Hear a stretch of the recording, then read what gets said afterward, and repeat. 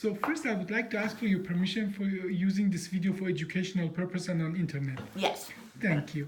Now tell me about your chest and the thoracic spine symptoms before the surgery. What did you feel? How bad was the pain? The pain never got below 8, and it would go down my arms, it would go on my neck, all the way through my rib cage. It felt like I was just squished. Okay. And it was hard to breathe, hard to move. Okay. And after my surgery, No, but that pain was going on for. oh gosh, almost 4 years. It 4 got years. worse and worse. And- It started on my right flank years ago, and it just progressively got worse. And for a year or year and a half, you and I, we did all the conservative Everything. therapy, and none of that really helped. No, nothing did. And we did a discogram, correct? Yes, we did. And then discogram showed that the problem are 3 of the disc. And just about 3 weeks ago, we did that surgery. Now, first of all, how long did you stay in the hospital? I went in on Friday for surgery. I was out on Sunday. Okay, so 2 nights. And Yep. how did the surgery go? How long after the surgery did you start walking? And how was the pain after the surgery? I believe Saturday morning they got me up and moved. And all my pain, my ribs were gone, my pain in my arms was gone. It was surgical pain that I dealt with, Yeah. and that's it.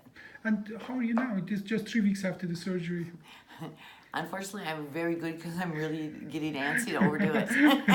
But that's a good problem to It's have great. that, you know. But are you back to your basic previous life yet? Yeah, get Basic. in there, get in Yeah, there. okay, I'm so- with the loss of my husband's kind of difficult. Oh, yeah.